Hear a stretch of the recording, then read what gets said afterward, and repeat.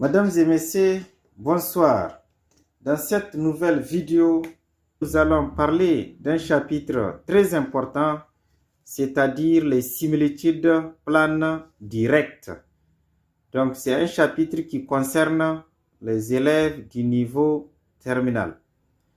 Nous allons alors vous expliquer de façon claire et simple comment déterminer la nature et les éléments caractéristiques d'une transformation f de z égale à az plus b.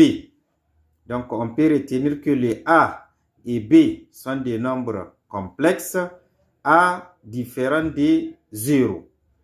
Donc, concernant la nature de la transformation f, ce qu'il faut retenir, on regarde l'expression de a. Les a peut être égal à 1. Les a peut être égal à moins 1. Les a peut également être un réel mais différent de plus ou moins 1. N'oubliez pas que nous sommes dans l'ensemble C, c'est-à-dire l'ensemble des nombres complexes. Donc, en plus du fait que les A soient réels, il peut également comporter I. Et dans les cas où A comporte I, qu'est-ce qu'il faut faire? Il faut calculer les modules de A. Et lorsque nous calculons les modules de A, ce module peut être 1 comme il peut être différent de 1.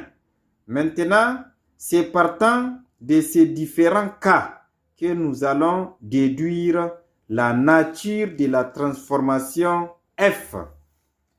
Donc, si nous prenons le premier cas, si a égale à 1, ça veut dire que la transformation est une translation. Donc, ce que vous allez retenir en français facile, lorsque vous regardez l'expression de f de z, et que vous constatez que c'est z plus un autre nombre complexe b, je dis bien z tout court. Quand c'est z tout court, ça veut dire que le a égale à 1. Et dans ce cas, lorsqu'on me demande la nature de la transformation f, je déduis qu'il s'agit d'une translation. Maintenant, si le a est égal à moins 1, c'est comme quand nous avons par exemple z' égale à moins z plus un autre nombre complexe b. Dans ce cas, f est une symétrie centrale. Quand je dis f, certains élèves vont se demander alors de quel f s'agit-il. Donc, notre transformation z' égale à az plus b pourrait être appelée f ou s ou n'importe quelle autre lettre. Si nous continuons maintenant avec le troisième cas, qu'est-ce que vous constatez? On parle alors toujours de A réel. Donc, si le A est réel et que le réel est différent de plus ou moins 1 que nous avons déjà expliqué dans les cas de translation et symétrie centrale, dans ce cas, on dit qu'il s'agit d'une homothétie. Nous sommes toujours en train de parler de la nature de la transformation f. Maintenant, pour terminer, il peut arriver que le a comporte i.